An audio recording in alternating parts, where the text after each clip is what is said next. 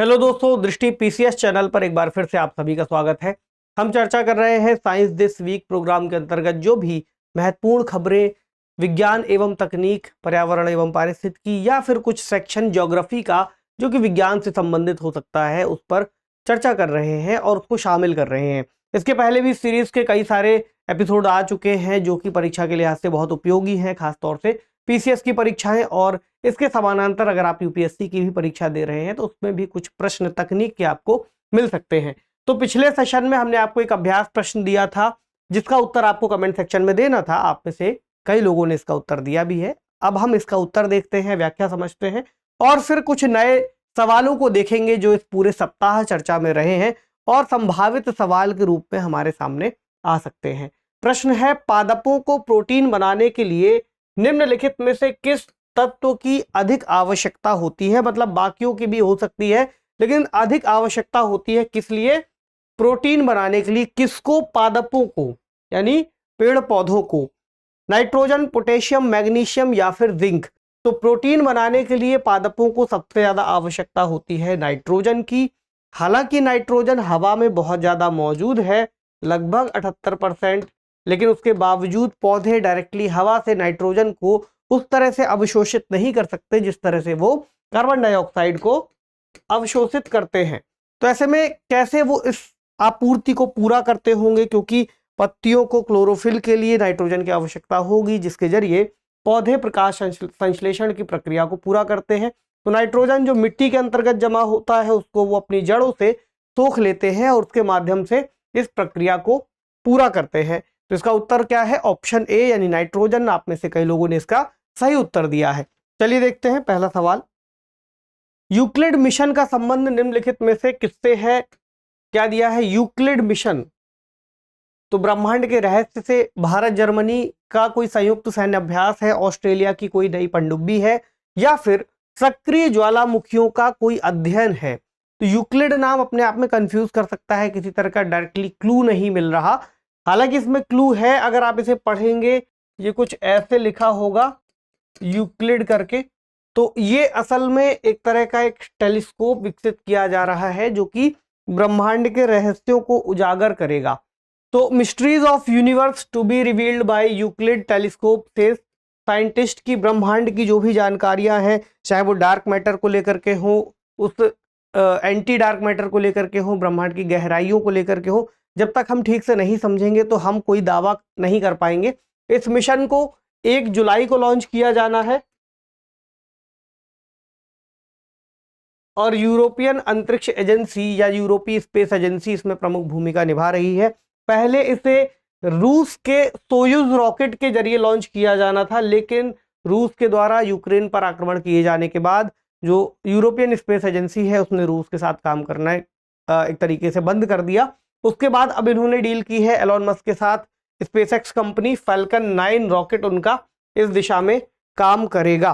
ठीक है, तो इसको ये पहुंचाएंगे कहां पर? लैग्रेंजियन पॉइंट 2 पर, यानी L2। हमने लैग्रेंजियन पॉइंट पर इसके पहले बहुत ज्यादा चर्चा की है, लगभग 3-4 एपिसोड में उसकी बात हो गई होगी। हालांकि बता दें कि एक ऐसा पॉइंट है जहां पर जाने के बाद कोई ऑब्जेक्ट, भले ये पृथ्वी है, ये सूर्य है, तो अगर लैग्रेंजियन पॉइंट यहाँ पर है तो एक ऐसी स्थिति होगी जहां पर कोई भी अगर उपग्रह हम भेजेंगे तो वो स्थिर हो जाएगा जाकर के, क्योंकि उसको इसकी भी ग्रेविटी खींच रही होगी, इसकी भी, तो अपने आप में स्थिर रहेगा जिससे हमारा फ्यूल बचेगा बार बार इधर उधर करने के अलावा, और स्थिरता से रह करके वो ऑब्जेक्ट या फिर वो सैटेलाइट अपना काम कर पाएगा। यही यहाँ पर किया जाएगा। चलिए अगला है, भारत में निम्नलिखित में से किस देश को एक इन सर्विस युद्धपोत INS किरपान उपहार में देने की भारत ने घोषणा की है। यानी हमारे पास एक युद्धपोत है INS किरपान, हम इसे किसी देश को उपहार में देने की बात कर रहे हैं। कौन सा देश हो सकता है?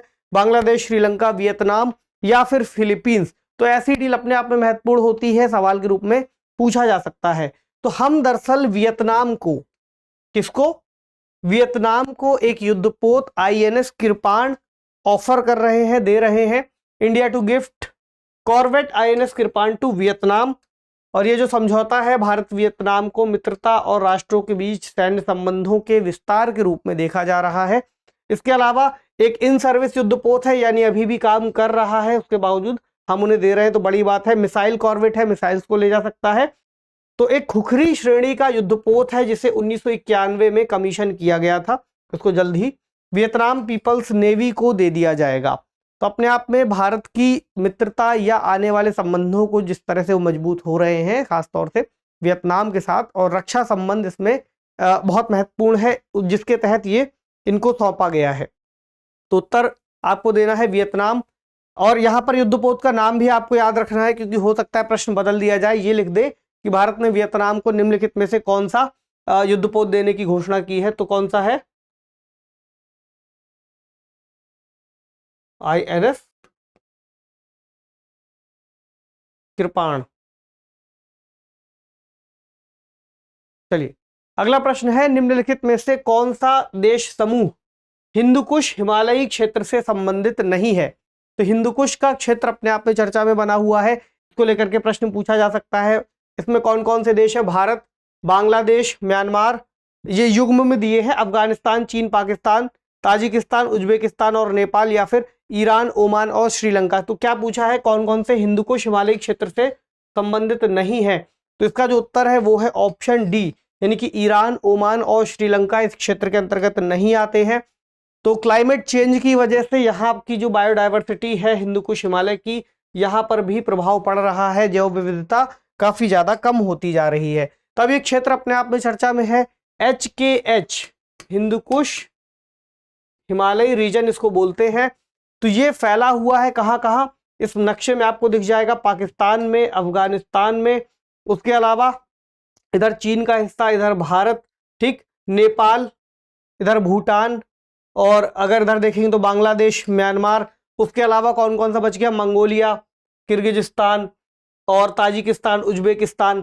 तो जो नहीं है वो कौन सा नहीं है? अगर हम इस युग में देखें तो हमने ईरान लिखा हुआ है, ओमान लिखा हुआ है और श्रीलंका लिखा हुआ है। तो श्रीलंका यहाँ है, ओमान यहाँ है और ईरान यहाँ है। तो ये तीनों ही जो देश हैं या स्थान हैं, ये हिंदुकुश हिमालयी क्षेत्र में नहीं आते। इस क्षेत्र का अपने आप में महत्व इतना ज्यादा है कि इसको थर्ड पोल या तीसरा ध्रुव भी कहते हैं, क्योंकि दोनों ही ध्रुवों के बाद इसका अपने आप में इतना महत्वपूर्ण योगदान है या इतना महत्व है कि ये जिस तरीके से जलवायु है, जलवायु पर ठीक ठाक प्रभाव छोड़ता है, और एक बड़े क्षेत्र पर इसकी वजह से जलवायु अलग तरह से कार्य करती है।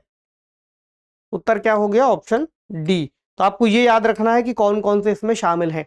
अगला है, हाल ही में किस राज्य के शोधकर्ताओं ने समुद्री शैवाल से बायोडिग्रेडेबल पेपर आधारित एक सुपर कैपेसिटर विकसित किया है? अब ये क्या है सुपर कैपेसिटर, किस तरह से कार्य करने वाला है, ये भी देख लेते हैं।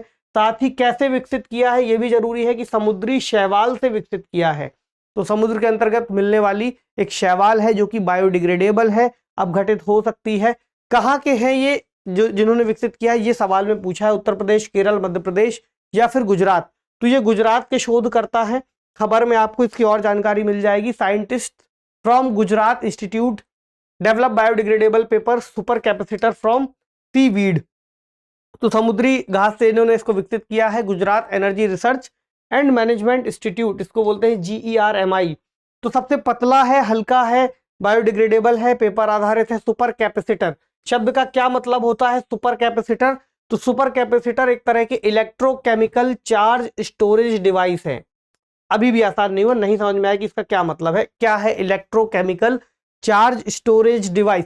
एक तरह का ऐसा उपकरण है जो 10 सेकंड के अंतर्गत किसी उपकरण को पूरी तरह से चार्ज कर सकता है। यानी आप कह सकते हैं फास्ट चार्जिंग की दिशा में इसकी महत्वपूर्ण भूमिका हो सकती है। आज के समय हम मोबाइल फोन्स में कई सारे ऐसे चार्जर देखते हैं, कई सारे ऐसे एडवर्टीजमेंट देखते हैं, 30 मिनट में फुल चार्ज हो जाएगा, कई लोग कहते हैं 15 मिनट में ही फुल चार्ज कर देगा हमारा चार्जर।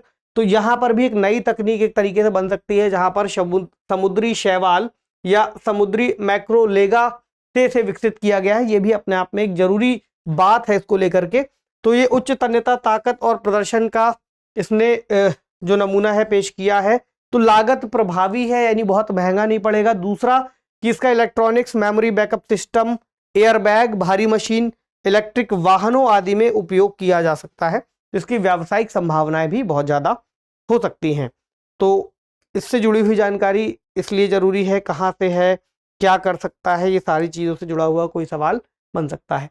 अगला है आल्प्स पर्वत का विस्तार निम्नलिखित में से किस देश में नहीं है। हालांकि टॉपिक हमारे साइंस के हैं लेकिन थोड़ा सा ज्योग्राफी भी कनेक्ट हो रही है, लेकिन कोई भी विषय इतना भी ज्यादा दूर नहीं है जो विज्ञान से अछूता हो, सवाल बन सकता है आसपास।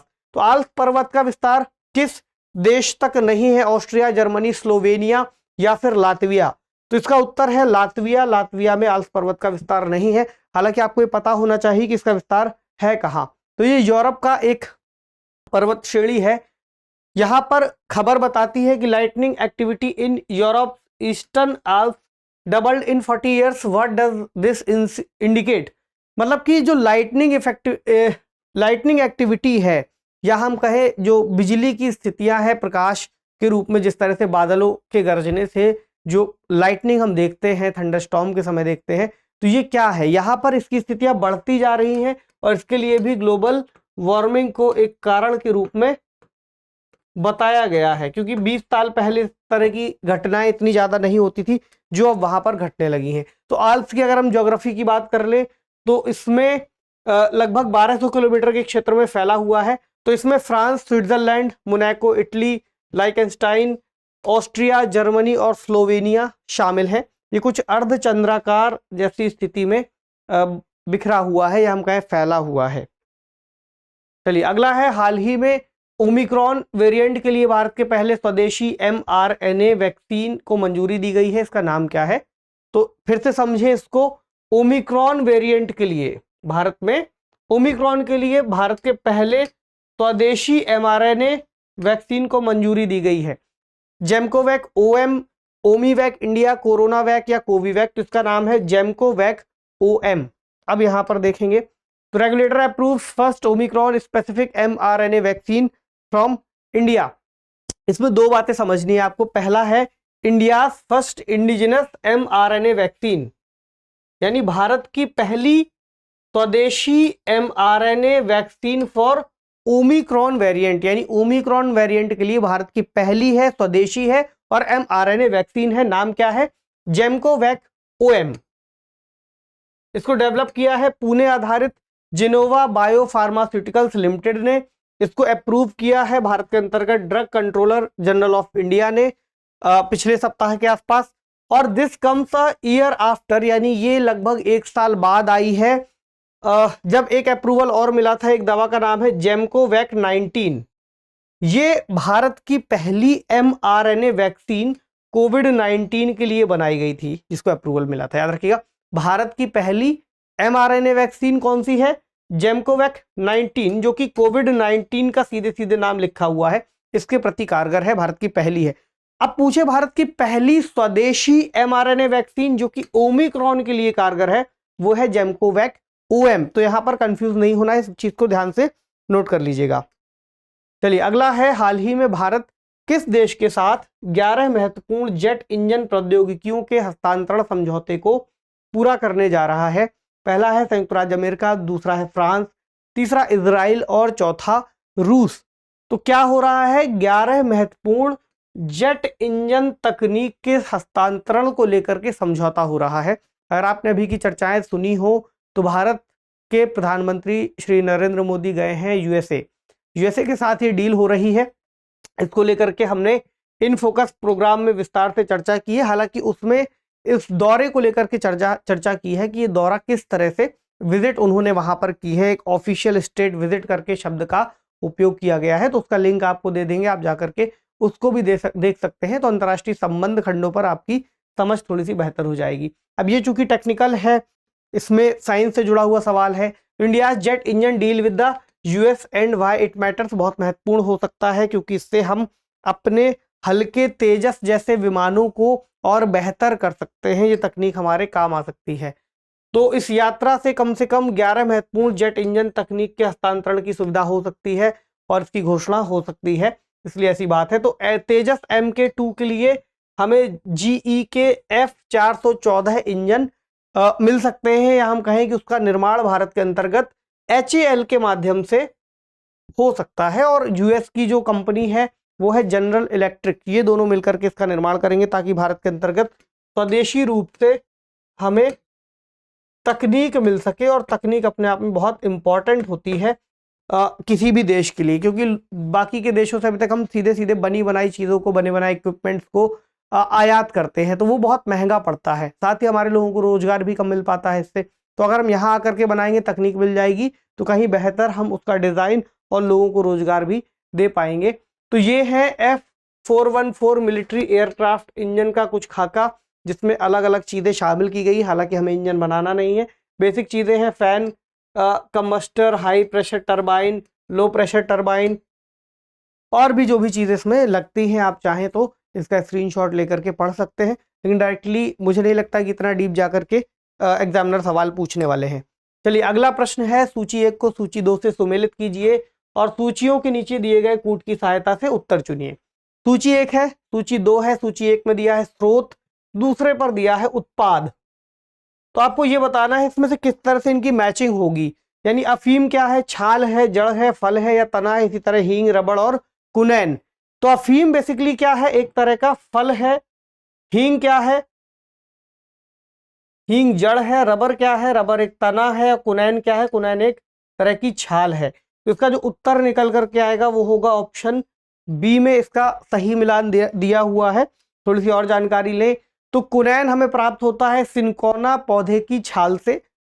रबर जो है वो कुछ पौधे झाड़ियों से निकलने वाले लेटेक्स से मिलती है। लेटेक्स क्या है, एक तरल पदार्थ जो काफी चिपचिपा होता है और उसके सूखने पर फिर हम उसका उपयोग रबर बनाने के लिए करते हैं। हींग क्या है, फेरुल फोइरिडा प्रजाति के पौधे की जड़ से मिलती है। और अफीम पेपेवर सोनफिरेस नामक पौधे के दूध को सुखा करके बनाई जाती है। तो इसका उत्तर क्या है, ऑप्शन बी। चलिए एक प्रश्न और, निम्नलिखित कथनों पर विचार कीजिए। पहला, जीवों में पंख और आंख दोनों ही एक व्यापक अनुकूलन का परिणाम है। दूसरा कहता है कि आणविक जातिवृत्ति या मॉलिक्यूलर फाइलोजेनेटिक जीवों में विकासीय संबंधों को खोजने का एक अध्ययन है। आपको इसमें से सही कथन पहचानने हैं। पहला स्टेटमेंट कहता है कि जीवों में पंख और आंख दोनों ही एक व्यापक अनुकूलन का परिणाम है। दोनों ही बातें सही है, क्योंकि एक समय ऐसा माना गया था कि जो पक्षी हैं उनके पास जो पंख रहे हैं उनकी सर्दियों में उनके शरीर की गर्मी को बाहर ना निकलने के लिए विकसित हुए होंगे, बाद में वो उनके उड़ने में भी सहायक हुए होंगे। इसी तरह अगर आप आंखों को देखते हैं तो आंखों का विकास भी कुछ ऐसा ही माना जाता है। इसी वजह से ऑक्टोपस, कोई जीव ऑक्टोपस या फिर बाकी अन्य जीव हो तो उनकी आंखों की जो बनावट है और स्थितियां हैं वो थोड़ी अलग तरह से विकसित हुई हैं। अगला कहता है कि आणविक जातिवृत्ति या वंशावली जीवों में विकासीय संबंधों को खोजने का एक अध्ययन है। दोनों ही बातें यहाँ पर सही है, तो ऑप्शन सी इसका सही उत्तर है। चलिए अब एक अभ्यास प्रश्न ले लें जिसका उत्तर आपको कमेंट सेक्शन में देना है। प्रश्न है, खसरा रुबेला के विषय में निम्नलिखित कथनों पर विचार करना है। पहला कहता है खसरा और रुबेला दोनों ही विषाणु यानी वायरस के कारण होते हैं। दूसरा, रुबेला विशेष चिंता का विषय है क्योंकि यह गंभीर जन्मजात दोष पैदा कर सकता है। और तीसरा स्टेटमेंट कहता है कि खसरे से निमोनिया, दस्त, इंसेफेलाइटिस जैसी द्वितीयक स्वास्थ्य समस्याएं उत्पन्न होती है। तो आपको बताना है इनमें से कौन सा या कौन से कथन सही है। इसका उत्तर कमेंट बॉक्स में आप लिख दीजिएगा। अगले सेशन में इसकी व्याख्या के साथ हम हाजिर होंगे। और भी कई सारे नए प्रश्न जिनकी आपको जरूरत पड़ सकती है, उनके बारे में अध्ययन करना आवश्यक हो सकता है, उसको लेकर के आएंगे। तो पढ़िएगा। मिलते हैं अगले सेशन में। खूब सारा ख्याल रखिए। शुक्रिया।